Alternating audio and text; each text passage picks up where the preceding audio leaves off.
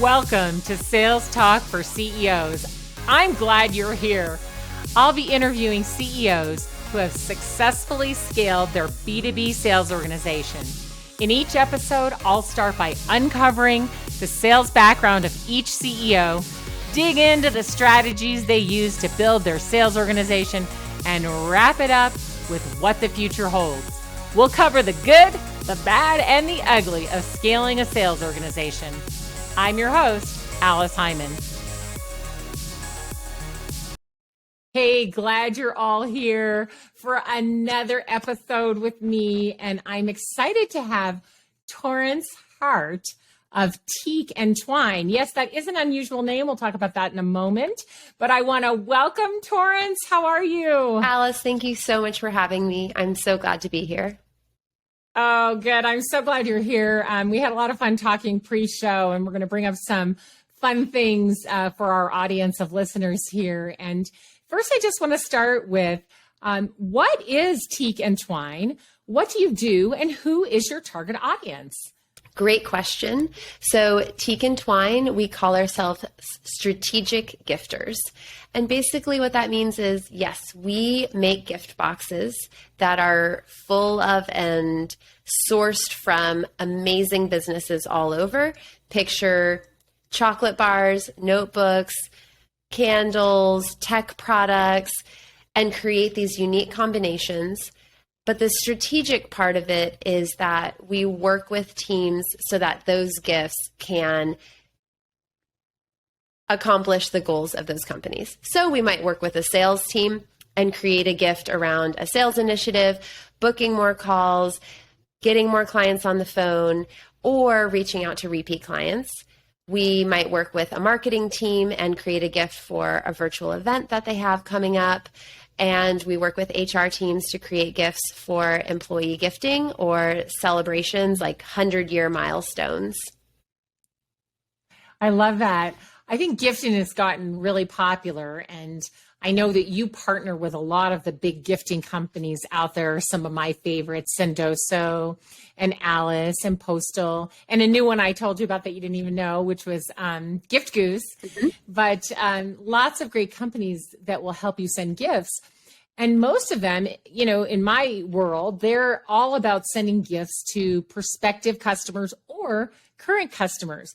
But I also love that you guys have that twist of the internal, you know, for HR purposes, helping you engage and retain your own employees. And I thought that was a very unique spin. And many companies do give gifts internally, but I don't think it's in any organized fashion.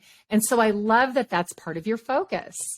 It really is. And you're exactly right. The past 2 years have been crazy for gifting. I mean, what a ride for both us as well as, like you mentioned, all of some of the tech partners that we partner with, like Sendoso and ReachDesk. I mean, they've had huge funding rounds, they've had explosive growth, and we've really seen explosive growth for us as well. So it's been super exciting.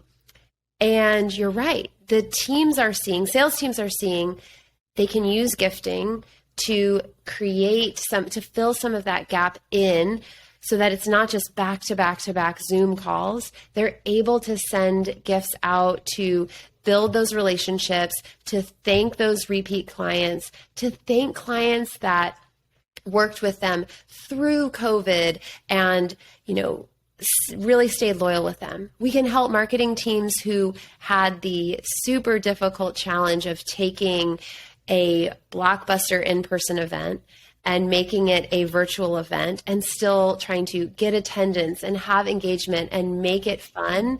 And it's been so cool to be able to leverage gifts and see our clients do all of those pivots and still have success and hit their goals. And then, of course, working with HR because they're trying to love on their virtual employees that they used to be able to engage with on a daily basis. And that's one of the huge challenges that I'm sure you talk about all the time with CEOs. Yeah, the work from home craze that happened because of COVID, and now because everybody's like, well, I can work from anywhere in the world. But we do want to stay connected to our employees, and most companies thought, what am I going to do? I want to keep these people engaged. So they started figuring out gifts to send every month. A lot of it food-based, of course. People love snacks, but many other types of gifts as well. And, everybody's got their branded Yeti on their desk, and they've got their, notebooks and all their branded items around them, T-shirts, hats, and all of those things. And it's really nice when a beautiful box shows up at your home and it's got goodies in it from your employer. So it's really important, and it does actually mean something, and people do care about it. So I think it's really important from an internal perspective of engagement and retention of your own employees and just showing them how much you care. But then, like you said, the events, are so important. I had an event business before COVID as part of my offering to help sales know what to do before, during, and after an event. I mean, marketing knows what to do, and they do a lot of it, but the salespeople needing to be more involved and get better results, right? Well, then we went to virtual all of a sudden. When you show up at a show, you get your gifts from each vendor as you stop by their booths, or you get a gift show, or whatever it is. Now we have all these virtual events, and we do need to keep that engagement, like you mentioned, and send something out to them. And what's so cool about your platform and any of them is that you don't have to have the home address of the person, because everybody was saying to me, oh, how are we going to do this? How are we going to send things? People aren't going to give us their home address. Well, first of all, they actually do give you their home address, but secondly, you don't need it. So just tell a little bit about how that works on your platform. Absolutely. So with any of our tech partners and natively on our own platform, you can send a link to anyone that you want to send a gift to, just via email. So all you need is the email address. They click on the link. Something extra special, they can actually choose which gift you want. If you want to add another layer of choice, you don't have to worry about picking something that's going to be perfect for 500 people. You can design a couple different things, and each person can gravitate towards the design that they like. They input their address, and then we handle all of the shipping, all of the logistics, all of the tracking, and the follow-up, and everyone receives their gifts. You don't have to worry about returns. You don't have to worry about sending to wrong addresses. It really ends up saving clients a ton of money and being really fun for the recipients as well. It's been so fun to work with companies specifically on virtual gifting, because there are so many creative ways of keeping that engagement going. You can send one gift prior to the event, and a study by Sales Hacker shown that 2x'd the number of attendees that would attend if they received a gift prior to that virtual event. But then we've made gifts where there were different compartments that had like a timestamp or a date, so that as maybe a 3-day event is going, you're opening different compartments and you're unlocking sort of ingredients or tools that you would use in different sessions of the event.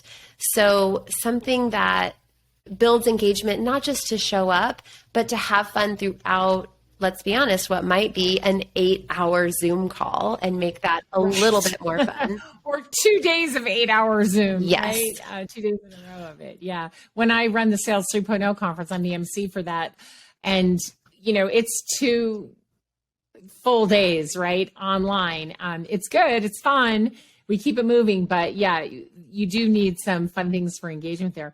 Well, I love that you've built this, and we're going to talk about how you did it in a minute, but you have this beautiful platform built, but you also have a concierge approach. So people will have their own account manager to help them really build the kind of gifts choices that will mean something to the people that they're sending it to. But I'm curious, do you also have the option, let's say if I get the link and I go on and there's 5 choices and I think, I don't really need any of those things. Can I donate to charity? We have had that as an option. So when we worked with Warner Music a couple of years ago, they wanted to send employee gifts out, and they gave them 6 options. 5 of them were our gift, and 1 of them was a donation to charity. And all of us were blown away by how charitable this team was. And it was Nice. incredible to see the number of donations that came through. So yeah, that has been really amazing. The other thing Yeah. that's been amazing is seeing how many companies want to make sure or care about us sourcing from small businesses, Black-owned Yes. businesses, women-owned businesses, veteran-owned businesses. That's something that is near and dear to our hearts, and it's awesome when the client is on board, which we're hearing more and more. And so we're able to create this curation that is helping accomplish their goals and is helping 6 different businesses grow and thrive. Love that so much. So gifts for events, that's kind of an obvious and great one. Gifts for employees, maybe not so obvious, but really important. And people are kind of doing it anyway. So this is a more organized and consistent way to do it. And then, of course, gifts during the sales process, which salespeople are using, at any point in the sales process, but also once someone becomes your customer to keep them engaged as well. Lots of different ways to give gifts. And so how did you get into this gifting business? I mean, it's something that I love. You and I were talking about that earlier. But what were you doing? And all of a sudden, one day you said, okay, I'm going to start a gifting business. Great question. So after college, I actually commissioned in the Air Force and was a finance officer and an intel officer for 8 years. And it was awesome. I mean, it was exactly what I wanted, which was just an amazing adventure. I got to deploy 3 times. I got to live in 3 different states. I got to meet the most incredible, smart people. And it was a great 8 years. Around year 7, I knew that I was ready for the next chapter, that I wanted to get out. And I also knew that I wanted to start my own business. I've always been entrepreneurial. And then I had 1 year, Alice, to basically figure out that little extra detail of what business I would start. And at the time, I was also planning a wedding, which I know weddings have launched, I feel like 1,000 businesses, because it just gives you this unique insight into this whole different market.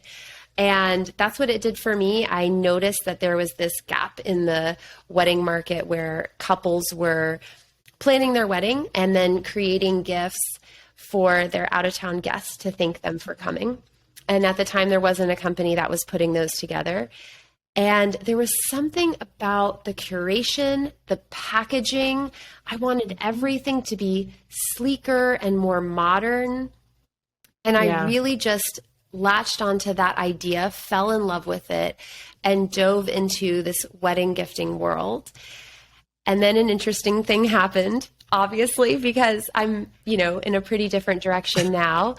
And what happened was I was getting some pretty good traction booking brides and doing 6 gifts and 5 gifts.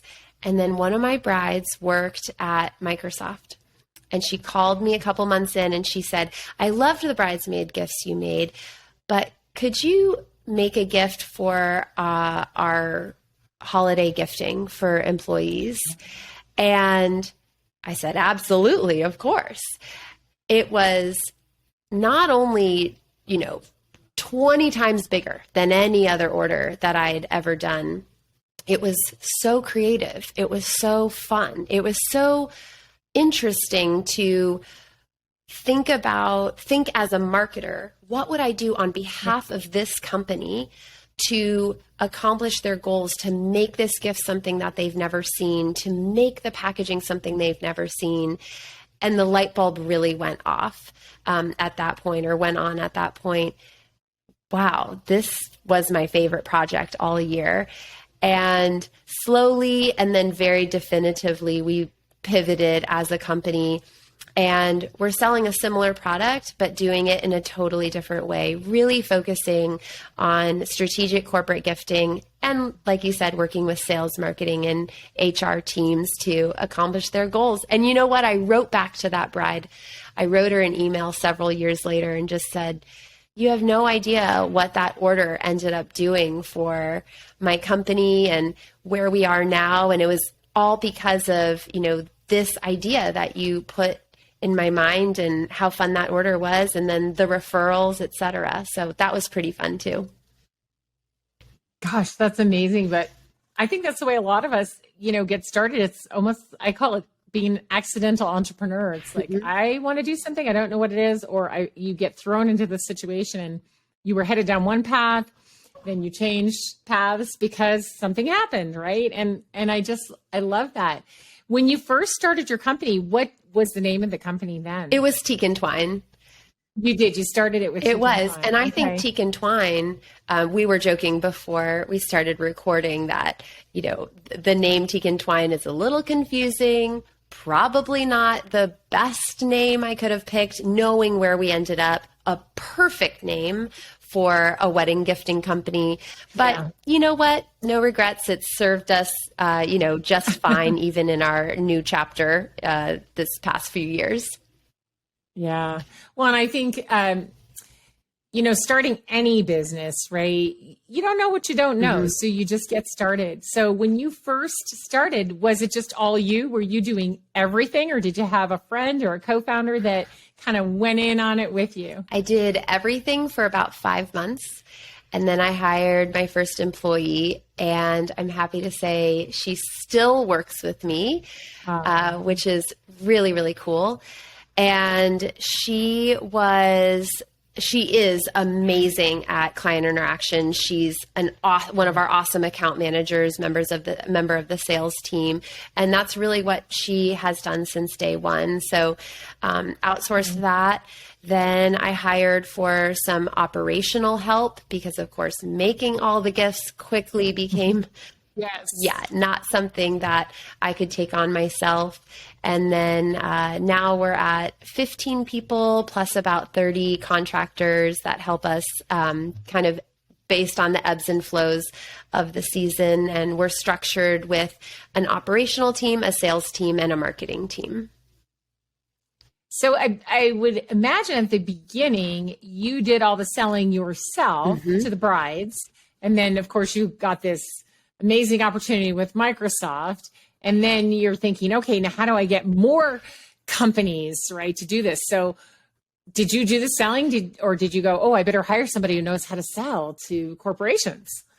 Okay, here's my confession, because this is the biggest mistake that I made as far as growing a sales team. It's that, Alice, I didn't realize the most obvious thing in the world, which is that I was in sales, that I was selling. For too long, I thought of myself as a designer, as a custom order, assistant. I thought more about the customer experience and acted like what a SaaS company might call, a customer success manager. And it wasn't until a couple of sales books landed in my lap and I read them and I realized, oh my goodness, of course, I am running a sales team. And one of the most amazing things has been, of course, as soon as you really dive into that, build a sales team as you should, and dive into everything from the structure of the team to commission structure to strategies to just owning that role and learning more about it. It just kind of unlocked everything and a lot of potential for us. But that took me way too long to figure out. Well, I don't think anybody starts, or I should say few people start a business thinking I'm going to be in sales. They start a business thinking I'm going to do this thing that I really love to do and really want to do and provide. But when you really think about it, what is sales anyway? It's helping, solving, and guiding. And you love doing that, right? You were solving a problem that they had and guiding them to choose the right things and putting it all together. And so you weren't thinking that was sales, but it is sales. And I think it's unfortunate because sales sometimes has kind of a bad name. It's like, oh, that person is trying to trick, manipulate, or coerce me into something I don't want or need, when in fact, I don't know what that is, but it's not sales, right? Because sales is helping and solving and guiding. Yep. And that's what you do. And you're really, really good at it. And so that's why your company was thriving. But you were doing all of the selling yourself. And then some of these books landed in your lap and you started going, oh, like there's this whole world of sales out there. Now what? Right. So then I realized, okay, I need to hire account managers. I'm going to call them account managers. We are going to talk as a team. I am now sitting in the director of sales roles. And now, of course, we talk as a team about strategy, about communication, about making sure that we're focusing more on our clients' goals and what they're trying to do with the gift as opposed to the functions of our gift or, how great the packaging is, right? It's about increasing RSVPs. It's about getting more people to book a meeting. And so it actually feels very natural. Like you were saying, it doesn't feel slimy at all. It feels awesome to have more of a perspective that we are more client focused, actually, now that we are more committed to being a sales team. And, this has now been 2 years that we've really adopted that mindset. But I think it's actually made us more generous in the way that we've been able to serve clients. Well, you've been in business 7 years. How many of it was just doing the wedding? Really, that bride, that first Christmas. So 6 months. And then, at the end of my first complete year, I looked back and I said, let's say I've done 100 orders and 2 of those orders were corporate and they made up 30% of my revenue. And I'm pretty sure Pareto's principle says, you should go in this direction, lady. So love that. And so then you still were doing the selling though, right? So you were still contacting the companies. When did you finally say, okay, I need to hire a salesperson. I cannot do this all myself anymore and continue to grow because there's, you're the CEO, you wear a lot of hats. You've got to manage all the departments and do the selling. So how did you just go, okay, it's time to hire a salesperson? And what kind of salesperson should I hire? Year 3, I hired a salesperson. She came from retail. She had amazing experience and she taught me so much. I mean, she was one of those hires where I taught her about the product, but she taught me everything about sales and client relationship and retention and repeat clients. And I'm so grateful for that first hire. And then have hired 3 more account managers since, and they've really just knocked it out of the park. I've been very lucky in sales hiring so far that they just have really taught me a ton. 2 of them had prior sales experience and 2 did not. And, all 4 of them are doing awesome. So, where did you find them? How did you set out to look for sales? Okay, I need salespeople, got 1, need 2 more, need another one. Where did you find them? So one of them is my initial hire, word of mouth, friend of a friend. One of them, the other 3 were all through Instagram, which is, my goodness. I know. So Right. if you are running a wedding business, you're very focused. Instagram is the social platform that you live on. Right. So that's how I met them, or that's where they first found out about us. And now, of course, we live on LinkedIn because that's where our customers live. Right. Oh my gosh. Yeah. So you got lucky. Some people are not as lucky as you, Torrance, when they hire their first salespeople, and they don't necessarily get people who stay or get the right people. But I love that you didn't realize you were in sales, and then once you realized you were in sales, you wholly embraced it. And it sounds like you found other people who believe what you believe. They love the business and what the business does, but they also really love helping people and the type of selling that we're talking about, helping and solving. And they knew intuitively, or maybe they'd had some training on how to do that. So, kudos to you for making those great hires. Now, what do you do to keep them learning and engaged and becoming even better sellers than they are today?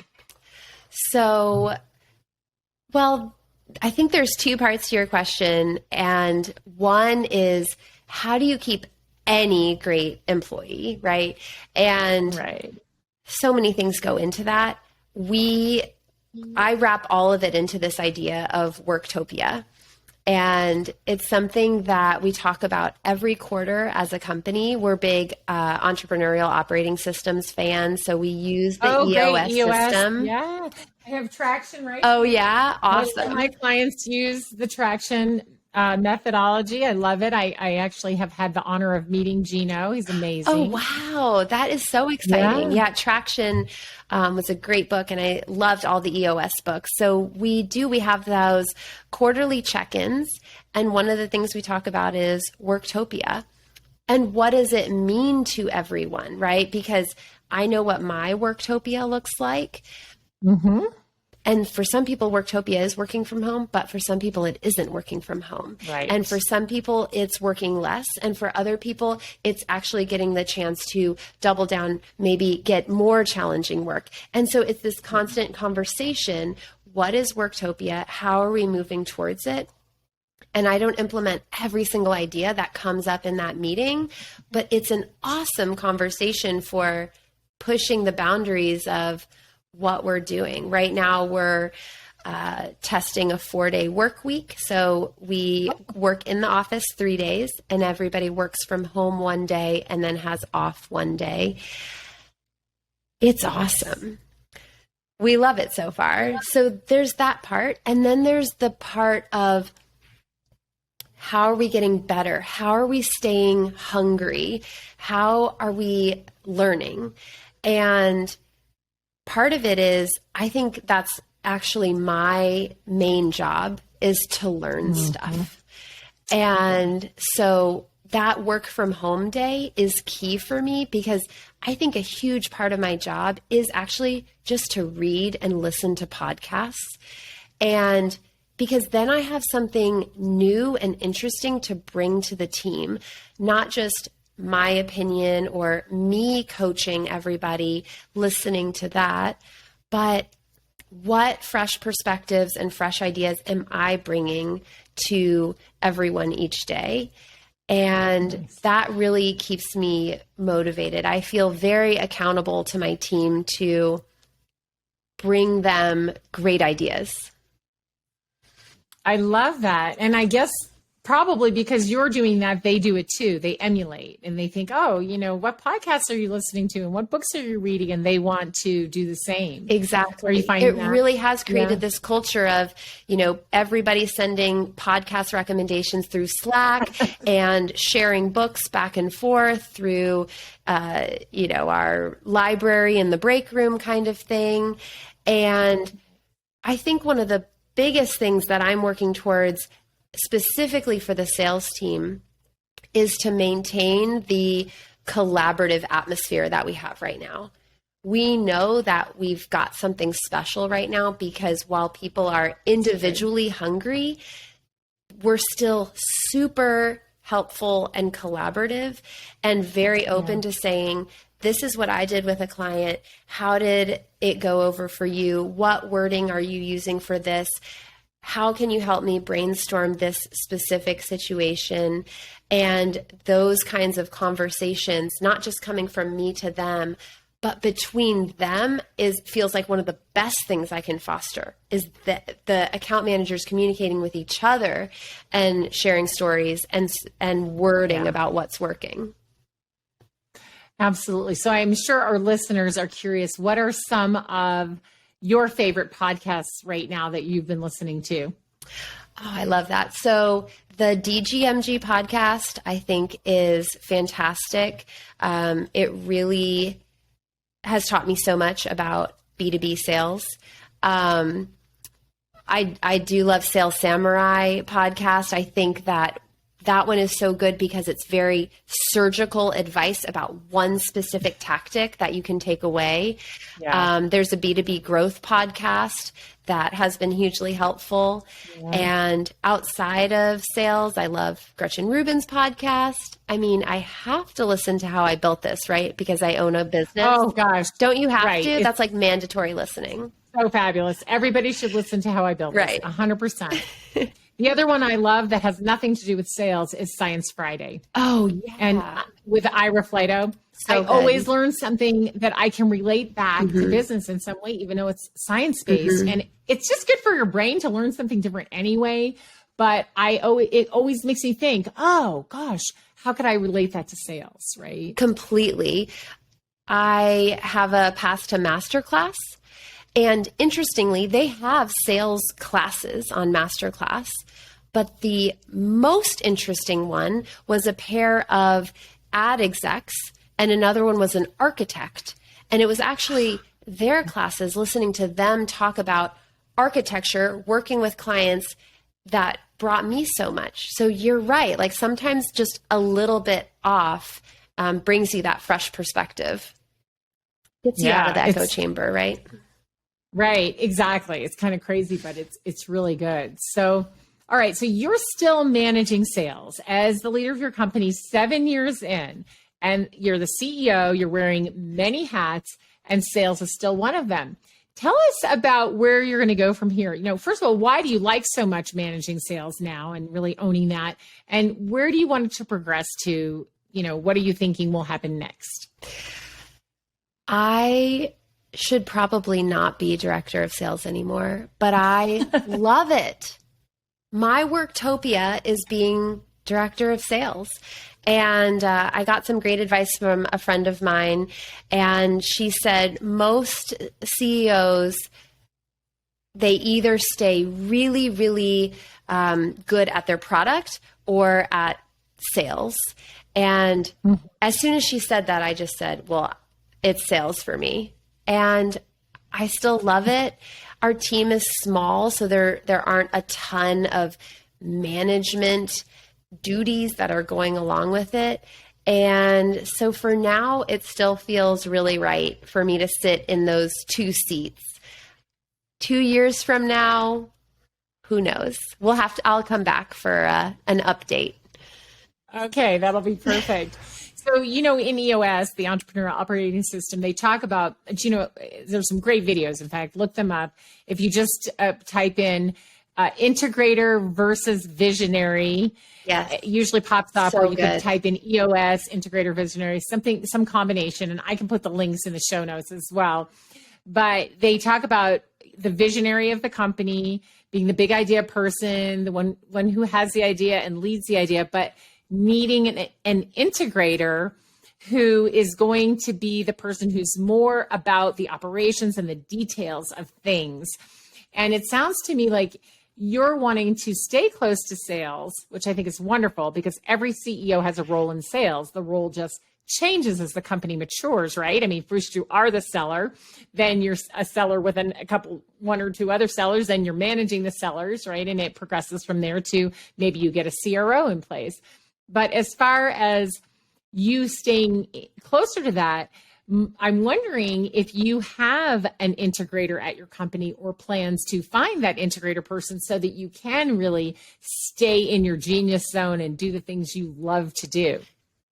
Right. Because when I took that quiz, I was way off in visionary land with all of the classic, bad at follow through, et cetera, of needing that integrator. You and me both, trust me. I mean, classic visionaries, and we know, we like to start a lot of projects, but we don't want to finish them. Exactly. And that actually comes into play as director of sales because account managers can come to me and say, a client has an idea, I'm trying to brainstorm this thing, and I can just be this font of ideas. Yeah. And then just walk out of the room. Right. Which is kind of perfect for my personality. But you're right. I don't have an integrator right now. But I would say my my two other directors, my marketing and ops director, are both really, really strong and have been here for a long time. And they know that I don't have one integrator bone in my body. And I actually think that it's the structure of EOS and the weekly and quarterly meetings that allow them to take on some of those integrator responsibilities and keep me accountable for getting my stuff done. So maybe there's an integrator in your future. Maybe somebody will step into that role, or you'll find just the right person. Open to that, and for then sure. You can stay focused, on what you love the most. And I do see you in a couple of years, if you continue to grow, that you will have someone managing sales. But what will be awesome is that you'll still have that role in sales, and that role will be, getting positioned with the senior level people at some of your biggest clients. That role will be in the strategy for the sales team and where they're going to next. That role will be in just coaching the complex sale and things like that. So you'll still have your hands in it, but the role is going to change once again, as you go into the future. Right. I'll have to tell my future director of sales that they need to bring me in every once in a while to do a little brainstorming session so I can get my hands dirty every once in a while. Exactly. But, as you grow your company, more responsibility comes, and let's say, you decide that you're going to get some funding or something like that, then that becomes a full-time job as well. I'm sure you're aware of that. So thinking about where you are now, 7 years in, going really well, loving that you partner with the others out there that are in the similar business to you, but bring that really personalized concierge approach to it. And I love that you serve mid-market, because these great gifting platforms, Sendoso and Alice and Postal and some of the others, they're really built for much larger companies, but those middle-sized companies need the same kind of help. So I love that you're focused on that, because that's my focus as well. And there's so much happening, and the world is staying virtual, whether we like it or not. I think there is, going to be more and more returning to in person, but I think big companies have announced, I think it was Pfizer the other day I was reading, they're cutting their team, they're keeping them virtual, they're cutting their travel budgets. And I've heard that from other companies as well. So you have a place that's going to, in this market, and it's going to keep growing. So what do you see for the future, Torrance? What's going to happen next? Well, we want to keep partnering with these creative companies. I mean, really, I'm super excited about a couple of different things. One, growing the partnerships, just like you talked about. We had an explosive year with them in the past year, and continuing to grow with them as they get more capabilities. I mean, their capes are changing all the time. They're beta testing new things, new ways of helping clients, and we're excited to grow along with them and be on their platform. Internally, or with the clients that come directly to us, we are really excited about account-based marketing and some of the traction that we are seeing there. So our outbound channels and our ABM is something that's a little bit new to us, and that we really want to ramp up in 2022. And we create a very specific approach for each client and tie in a gifting feature. And I'm excited to see where that goes in 2022, for sure. That's very exciting. I, as you probably know, I'm very big on the account-based approach. And what's funny is, because I've been doing this for a long time now, way back when, that's what we did. We didn't call it anything. Yeah. We did an account-based approach because it just made sense, right? And especially in the complex sale, you can't just get fixated on one person, because there's a multitude of people, as we know, that are going to make a decision. And so with that account-based approach, you're going to go after multiple people who will potentially be involved in making the decision. And I love bringing the gifting into that. I think that's great. And what's awesome about the way you do it is, like you said, there may be 5, 6, 8, even 12 people involved in the decision that I'm working on with that client. But I can gift them, and they can each choose something that's special to them, or give it to charity if they want to, versus me sending one thing out to everybody, and it may not be something that they like or even relate to in any way, right? Especially like, we're sending out ball caps and t-shirts. It's like, oh, that's really not for everybody, right?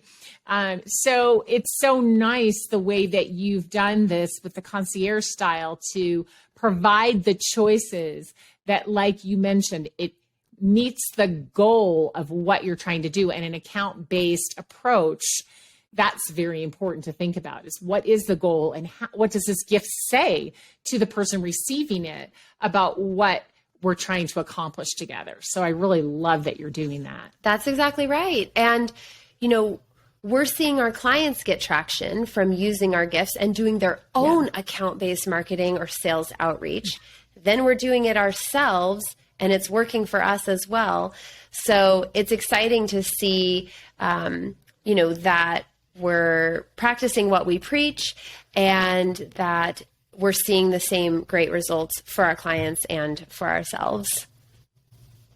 All right. Well, I want to wrap up with something that I know you have a great answer to, which is for any CEO out there considering this as a budget item, right? Hey, my marketing director or CMO, or, the head of marketing and the head of sales have said, we're doing account-based approach. We want to do some gifting with that. We're doing events. We want to send gifts in conjunction with our events.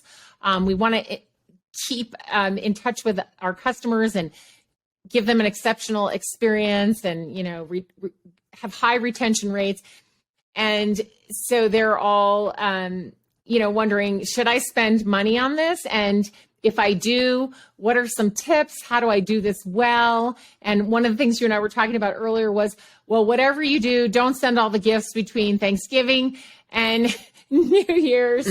So talk about, first of all, what should a CEO consider if this is a considerable line item in your budget that your sales and marketing leads are asking you for? What kinds of things should they consider? And then what kind of advice should they give to their own team if they're going to start sending out gifts? Perfect. I love this.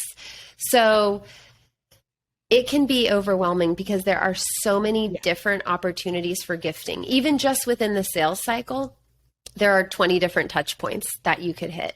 And you don't want perfect to be the enemy of the good. You don't want to think, okay, I need to hit all 20 or not leverage gifting as a strategy. So what I would recommend if you're dipping your toe in using gifting as a strategy is to do it for your repeat clients, past clients. It's like the lowest hanging fruit as far as that sales cycle. It's the warmest leads.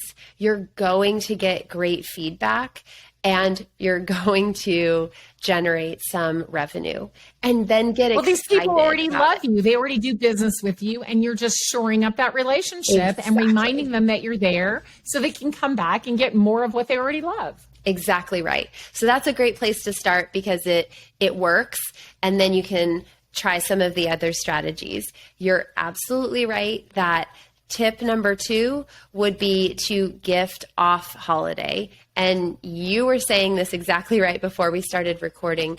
At Christmas, you're going to get, if you're a client, you're going to get 20 gifts a day. You're not even going to have the bandwidth to send a text message thanking the person for the gift because you're putting up your out of office and wrapping things up with a pile of boxes by the door.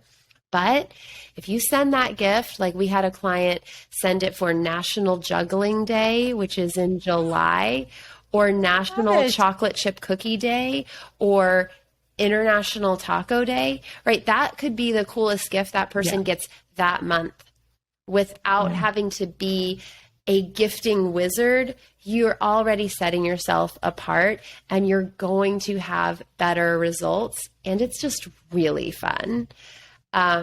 Yeah, my favorites are Valentine's Day. Love it. We love our customers, right? Mm-hmm.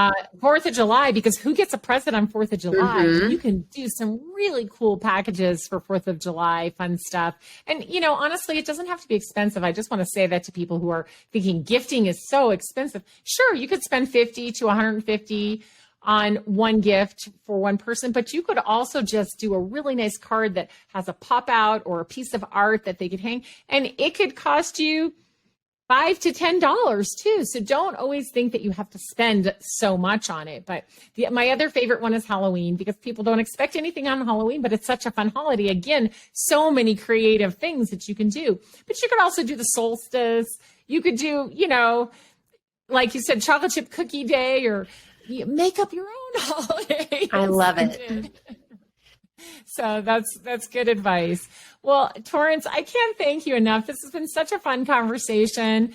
And I'm sure that our listeners learned a lot from listening to this. And if you are considering starting on gifting and you just don't know where to start, we love Sendoso, we love Alice, we love Postal. There's a whole myriad of other ones out there, Gift Goose, etc. We love you all. However, Torrance's team, they are concierge. They have an approach. They can help you break into this and figure out what to do, you know, versus if you go to one of the platforms that's set up, they do one thing and they do it really well. But Torrance's team will help you figure the whole thing out and decide what's best for you. So that's what I love about starting with them at Teak and Twine. I wanted to say tweak again, and I didn't say it, Torrance. Teak and Twine. Start there because they can really help direct you. And if using one of those other fantastic platforms is the right thing for you, they'll also be telling you that as well. Well, thank you so much for saying that, Alice. And our gifts are available on Sendoso, on Reach Desk, on Postal, so you can stay with your favorite tech partner and then send something really beautiful through us. And I appreciate so much being here. It was wonderful chatting with you. I feel like I learned a ton talking to you, and it was wonderful to be here. Oh, thank you so much. Well, we'll be in touch because I want to follow your journey. And when you're ready to put that sales leader in place, you call me and we'll talk it through. Okay. And talk about what your new role will be so you don't feel left out of sales when you're no longer the director of sales and the CEO. Perfect. All right. Have a good one. Bye. Bye. Thanks for tuning in to Sales Talk for CEOs. You can find me at alicehyman.com. Be sure and connect with me on LinkedIn and let me know that you heard the show. If you found value in today's episode, please subscribe, write a review, and share the show with another CEO.